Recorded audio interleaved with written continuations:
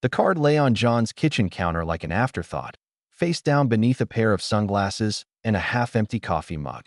He'd bought the cake he meant to light candles on and shoveled it into the refrigerator without looking at the tiny block print handwriting on the front.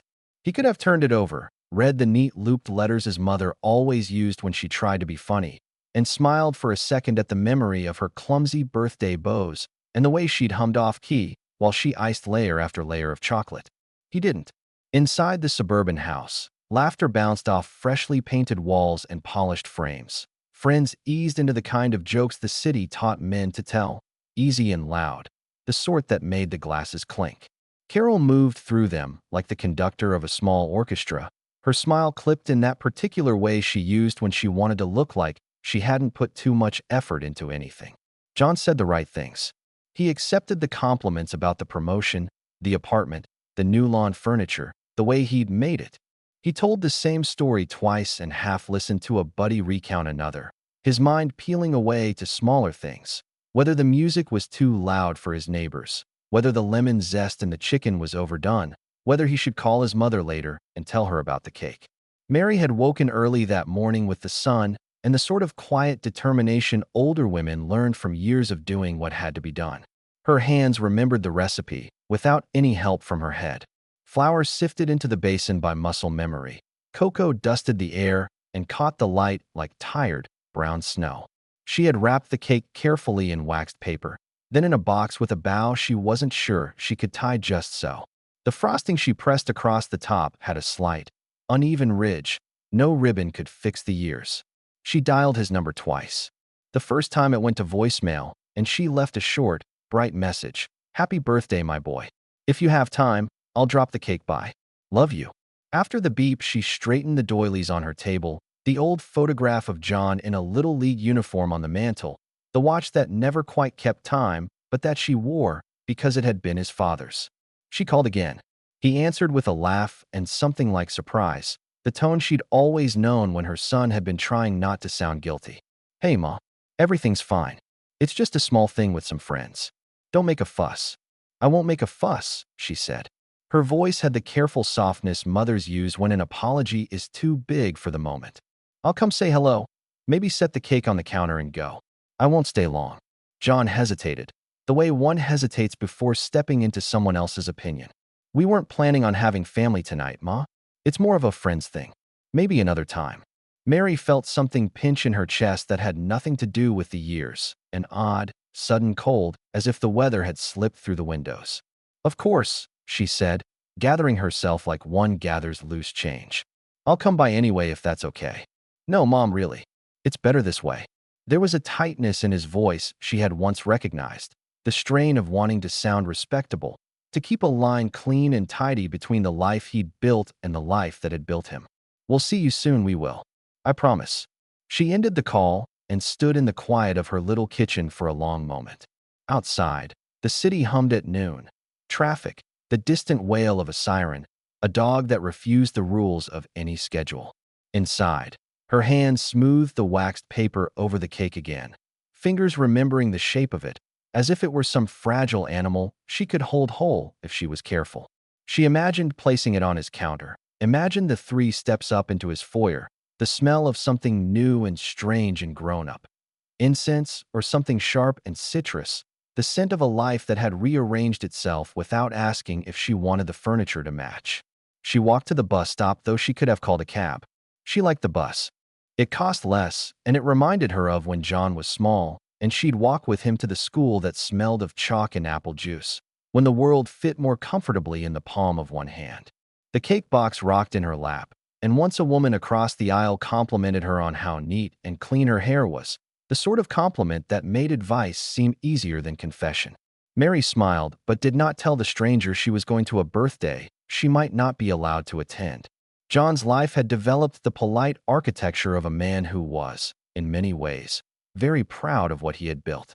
He enjoyed the susurrus of approval that came from people who saw him and nodded like he was a job well done.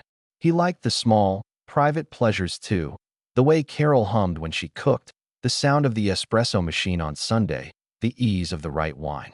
Family should fit into that life like a framed photograph, visible, loved at a glance, not crowding the space. When Mary stepped up the path to their house, the party was at its peak. A neighbor's kid raced across the lawn with a plastic bat. Someone had started a playlist that kept everyone on their toes, shifting from one dance floor-approved track to the next. She walked to the front door and stopped, heart tucked with an odd and petty fear that perhaps John really hadn't wanted her there. An ache that had nothing to do with pride and everything to do with a small, human craving to belong. She rang the bell. Carol opened the door with a smile that kept her teeth polite. For a moment, the woman's eyes took in Mary like a photograph. The cardigan that had seen better springs, the hair done with the kind of practical curl older women favor, the box with a slightly lopsided bow. "Hi," Carol said.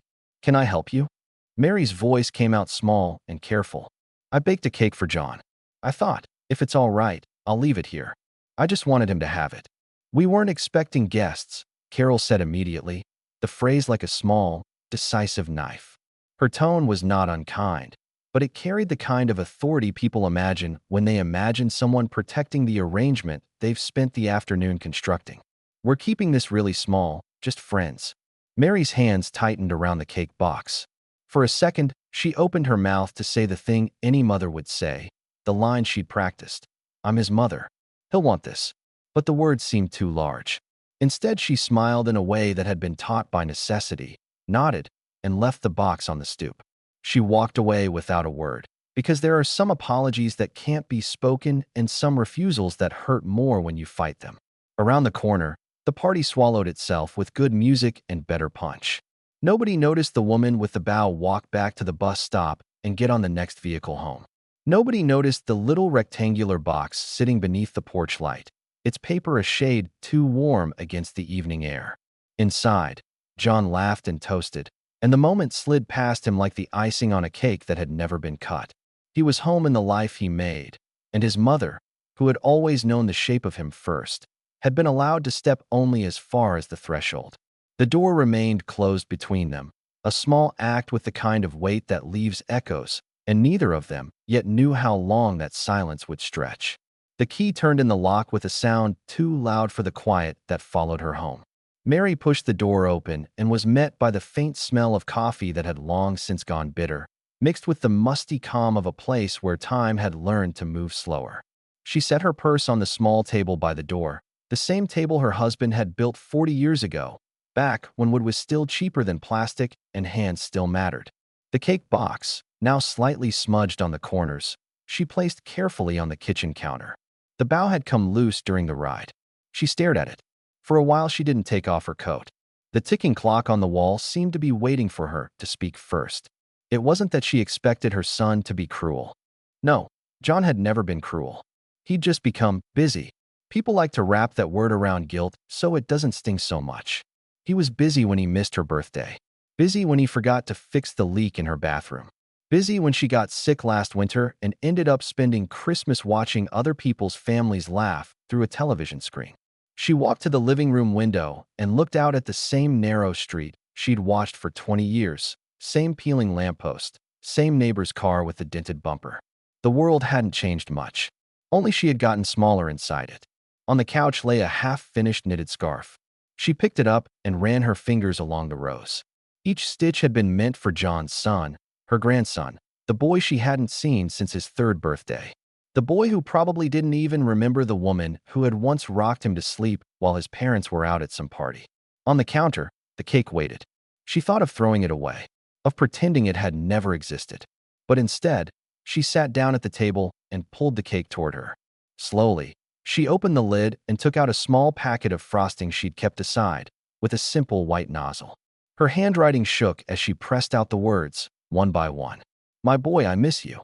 The icing wasn't neat. The letters leaned into each other, like old friends trying to hold on. When she was done, she smiled softly to herself, a tired, gentle smile that said, "At least he'll know I was thinking of him." She placed the lid back on, tied the ribbon tighter, and sat still for a long time. Outside, the evening deepened. Somewhere below, a couple argued in the hallway. A TV laughed in another apartment. But inside her home, everything was still. She boiled water, poured a cup of tea, and sat near the window. The city lights blinked like tired eyes, and she thought of John as a little boy, running barefoot through the grass, his laughter echoing off the summer air. She could still see his small hands reaching for the chocolate frosting, the way he'd grin when she pretended to scold him. "Save some for your guests, mister," she'd say. And he'd giggle, face smeared with chocolate, saying, "But you're my guest, Mom." Mary closed her eyes. For a moment, she could almost hear that voice again, small, innocent, full of love that didn't yet know shame or pride. The phone sat on the table beside her. She picked it up twice that night. Once to call him again. The second time to erase his number, afraid she'd bother him. By the time the clock struck midnight, the tea had gone cold. She wrapped a blanket around her shoulders and whispered into the still air, "I hope he liked it." Then she turned off the light. And the apartment, with its photographs, quiet shadows, and the untouched birthday cake, sank into a silence that no one else in the city noticed. The bus rumbled along the cracked asphalt, each bump sending a faint vibration through the cake box resting on Mary's lap. She held it like a fragile bird, careful not to jostle it, careful not to let her hands shake. Outside the window, the city passed in a blur of orange streetlights, brick buildings, and the occasional neon sign blinking, "Open 24 hours." She hummed softly, a tune John had once loved, a song about summer days and lemonade, sung off-key in the cramped kitchen of their old apartment. She imagined his small face peeking over the counter when she brought him treats, his mouth sticky with frosting and laughter. She could have taken a taxi. She could have called Carol again and asked permission, begged even. But there was a stubbornness in her chest that would not let her back down. She would see him. She would leave him her gift, even if the world told her not to. Inside the suburban house, John laughed at a joke his friend Mike had just told. A bottle of wine sat half empty on the counter, glasses clinking in time with the conversation. Carol passed by with a tray of appetizers, giving John a small, knowing smile. "Where's your mom?" one of the guests asked. John shrugged, a casual gesture that didn't quite reach his eyes. "She couldn't make it. Busy, I guess." He laughed, the kind of laugh that tries to convince everyone, including himself, that it's fine. A pang hit him then, small and fleeting, but he ignored it. After all, his mother had always been a constant. She'd always wait, always forgive, always appear like clockwork. She'd understand that tonight was for friends, for his new life, for the life he had chosen. Mary's bus lurched again, and she gripped the cake box tighter. She noticed a mother and her child a few seats ahead, the little boy bouncing in his seat, mimicking the rhythm of the bus. Mary's lips quivered, and she whispered, "Just a little longer, my boy. I'll be there." Every corner brought a new surge of hope and anxiety. Would John answer the door? Would Carol be polite, or worse, dismissive? The thought of rejection twisted inside her chest, but she pressed on. She had traveled this city 100 times in her mind. Now she traveled it in reality, each block a small battle against uncertainty and fear. Back at the party, John's phone buzzed. A notification from an unknown number flashed on the screen. "Happy birthday, John. Love, Mom." He glanced at it and shrugged, tossing it aside. Carol gave him a questioning look, and he laughed nervously, pretending it was just spam. The joke landed poorly. Even his friends noticed the hesitation. Mike leaned closer, lowering his voice. "Man, are you sure your mom didn't want to come? You seemed, I dunno, distracted." John forced a smile. "Nah, she's fine. Really. Busy, that's all. She knows we're having a small thing tonight." But as he laughed, a shadow of guilt flickered across his eyes. He couldn't shake the feeling that he had overlooked something that mattered. Something human. The bus slowed to a stop. Mary climbed the steps, cake box in hand, and stepped onto the sidewalk. The familiar street stretched before her, the same path she'd walked countless times to his apartment when he was young. Each house, each tree, seemed smaller now, or perhaps she had grown larger in her memory. She approached the driveway, her breath catching. From here, she could hear the laughter, the music, the sounds of her son's life unfolding without her. The cake felt heavier than ever. Every step toward the door was both a promise and a prayer. She rang the bell. The sound of the doorbell sliced through the party inside, startling John. Carol opened the door, her expression polite but firm. Mary stood there, coat slightly wrinkled, gray hair framing her gentle face. The cake box held carefully, as if it were a treasure. "Hi," Mary said softly. "I baked a cake for John. I thought I'd leave it here." Carol's smile froze.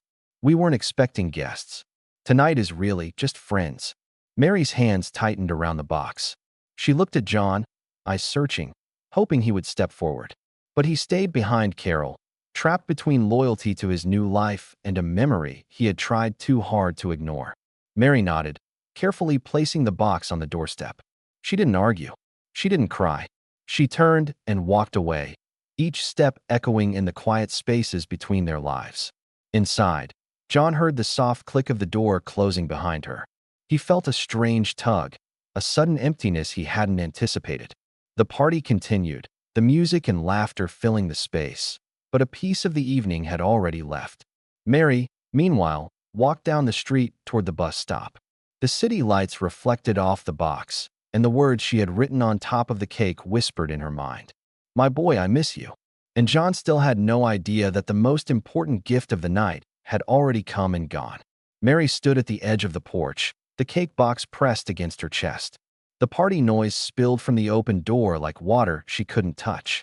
Laughter, music, the clinking of glasses, all of it vibrant and alive, and yet she felt invisible. She took a deep breath. The ribbon had loosened during her walk.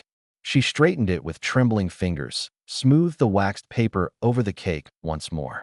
She could feel every second stretching, heavy and slow. "John," she whispered, barely audible. Her voice caught in her throat.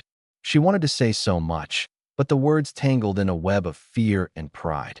She wanted him to know she loved him, that she had baked this cake with memories folded into every layer. She wanted him to stop time, to see her, to open the door himself. But the door remained closed. Carol's voice came sharp and clipped from inside. "We really can't." Mary didn't interrupt. She knew she couldn't force this moment. She couldn't demand love or attention. She could only leave behind a piece of herself. Gently, she set the cake down on the doorstep. The frosting glimmered slightly under the porch light. She had pressed her words onto the top earlier. "My boy, I miss you." She lingered for a heartbeat, hands resting on the box. For a second, she imagined John opening the door, smiling, eyes bright with surprise and love. A laugh escaped her lips, quiet, almost inaudible, a whisper of what could have been. Then she stepped back. Without another word, without knocking again, she turned and walked away. Her steps echoed softly against the quiet sidewalk, swallowed quickly by the distant hum of the city. Inside, John didn't notice the box at first. He laughed at a joke Mike had told, raised his glass, and leaned into the warmth of his friends. Carol passed by, eyes flicking to the doorstep. A crease of annoyance crossed her brow. "I'll take care of that later," she muttered, and swept the cake inside, tossing it toward the kitchen counter. She didn't look at it closely, didn't read the words. She didn't see the care that had gone into every layer, the faint hint of tears in the frosting. John didn't notice either. He was caught in the bright swirl of his own celebration, the music, the wine, the approval. The most important gift of the night had arrived and left without anyone recognizing it. Mary walked home slowly, the chill in the evening air settling into her bones. She carried nothing but a quiet ache and the memory of what she had hoped for. A simple moment of connection with the son she had loved since the day he was born. At the same time, John laughed harder than before, unaware that the person who had given him the world had already stepped away, leaving a piece of her heart on his doorstep. Sometimes, the moments that matter most slip past in silence. Sometimes, love is felt not in grand gestures, but in the small, unnoticed acts that arrive too late to be noticed. Mary reached the bus stop, sank into the familiar seat, and rested her head against the window.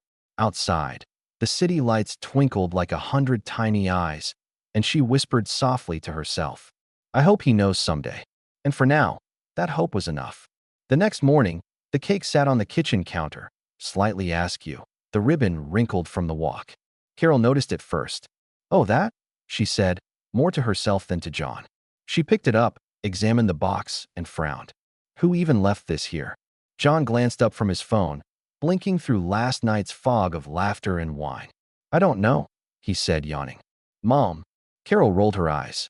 "Probably, but I don't know why she's bothering. We weren't expecting her, and it's just a cake.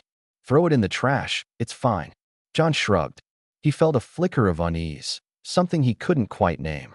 But there were emails to answer, calls to return, and brunch plans with friends. He didn't look closely at the box. He didn't read the faintly smudged frosting on top, the words that had been written with shaking hands. "My boy, I miss you." Later that day, the box found its way to the garbage. The ribbon, the layers, the careful words, all gone, as if they had never existed. John didn't think about it. Carol didn't think about it. The world continued spinning in the usual rhythm of chores, appointments, and obligations. Mary, on the bus heading home, didn't know. She imagined him opening the door, smiling, surprised, touched. That image lingered in her mind like a small, fragile flame. She didn't know that the flame had already flickered out before it even reached him. John went through the day with a strange sense of emptiness he couldn't place. He tried to shake it off, laughing with friends, nodding along with Carol's observations about the party, scrolling through work emails. But sometimes, when the laughter dimmed or the room went quiet for a second, he remembered the door and the small, patient hope that had stood there. He couldn't bring himself to think of her as a person, just a concept. Mom. Someone who had always been there, always waiting, always forgiving. And now, the space she had once filled was silent, and he didn't even realize it. That night, he dreamt of her. She was holding the cake, standing on the porch, and calling his name softly. "John," she whispered. But every time he reached for her, the door slammed shut, the laughter of the party echoing in his ears. He woke up sweaty and guilty, but the memory faded by breakfast, replaced by the rush of work, traffic, and meetings. Mary's apartment was quiet again.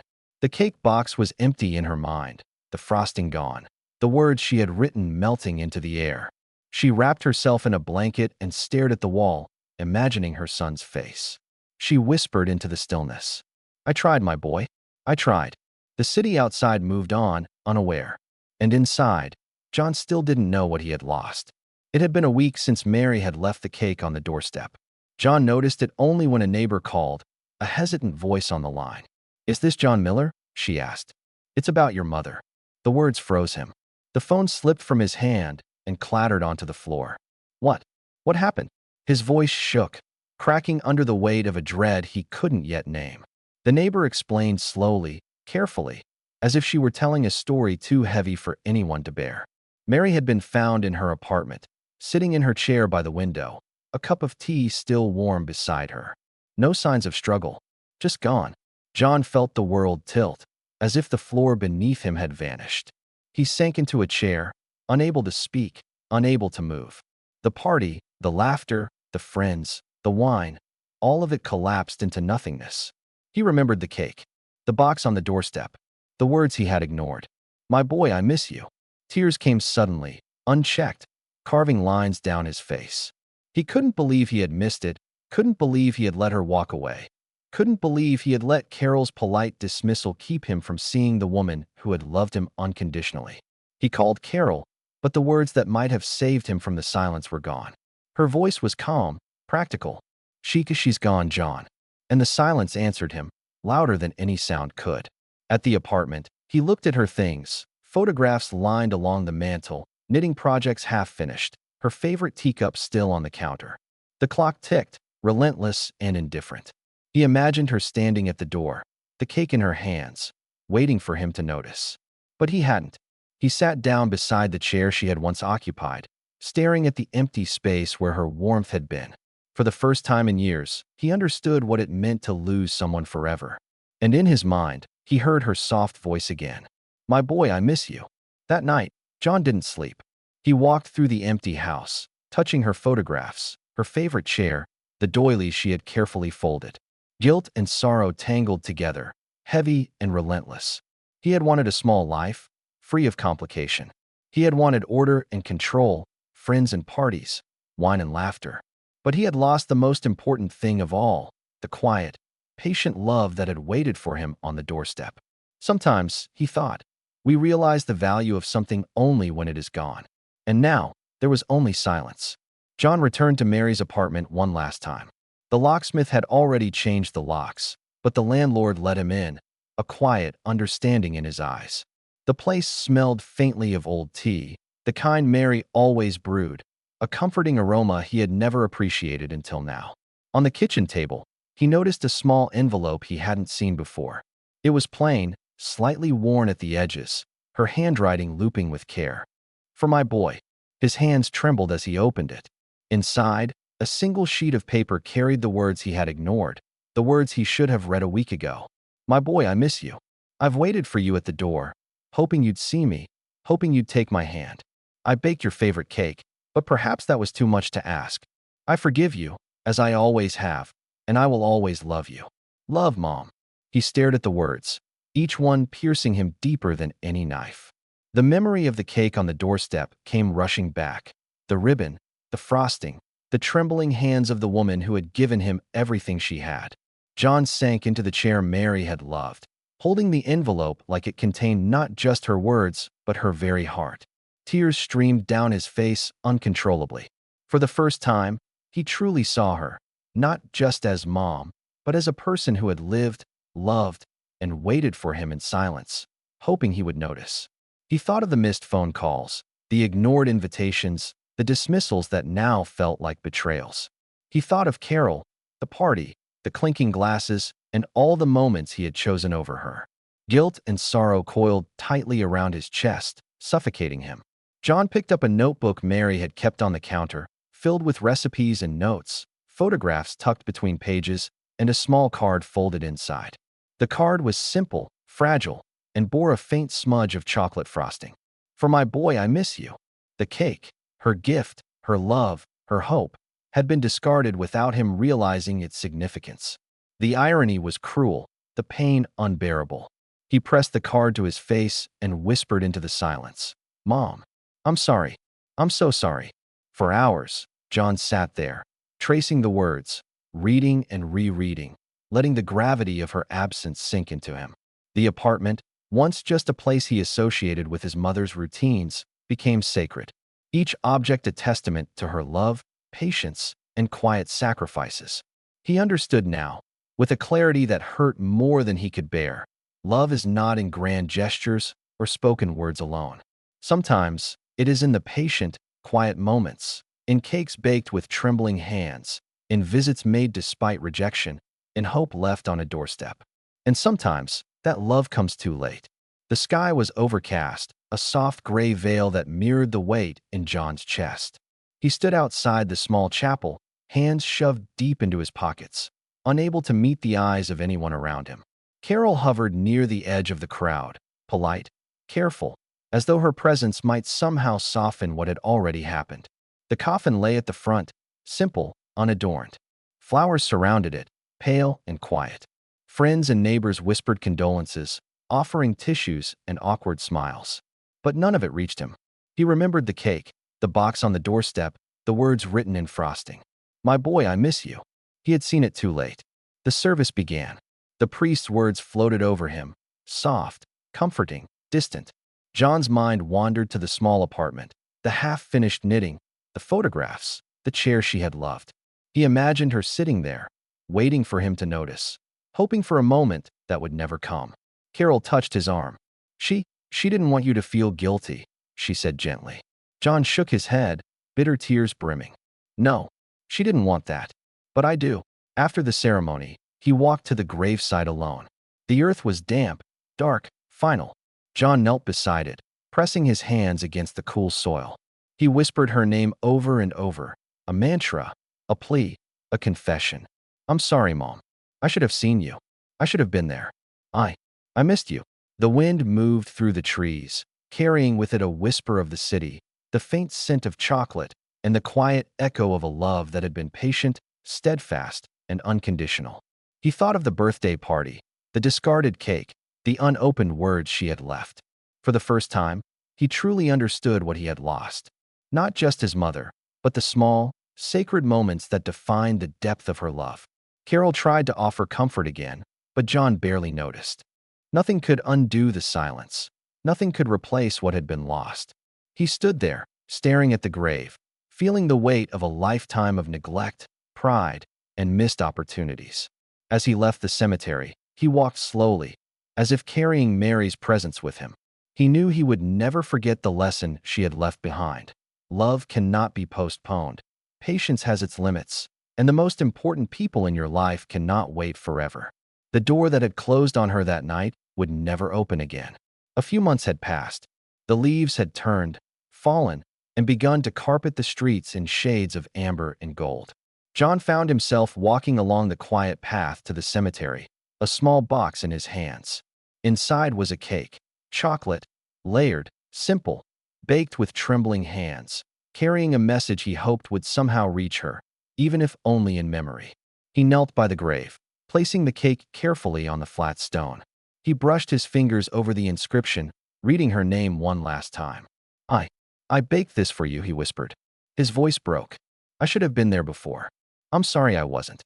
For a long time, he simply sat there, the wind moving gently through the trees, rustling the leaves like a quiet applause. He imagined her smile, her patient eyes, the warmth of her hands folded over his. He imagined her saying, "It's okay, my boy. I forgive you." Around him, the cemetery was still. A few birds chirped, and a distant dog barked.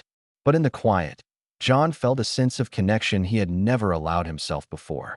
A recognition that even though he had lost her in life, her love had not vanished. It lived in the memories, in the lessons, in the quiet acts that mattered most. He placed a hand on the cake, tracing the top where he had piped the words, "Mom, I love you. I'm sorry I didn't see you." And he whispered again, not just to the grave, but to himself, "I'll never forget." For the first time in months, he stood and walked away feeling a little lighter. Not because the loss was gone, but because he had acknowledged it, and in doing so, honored the love that had never failed him, even when he failed her. As he left the cemetery, he paused at the gate and looked back. The stone seemed to glow softly in the afternoon light. The door that had once closed was still closed, but now, he carried the memory with him, a quiet promise to never wait too long to show love again. Weeks later, John returned home.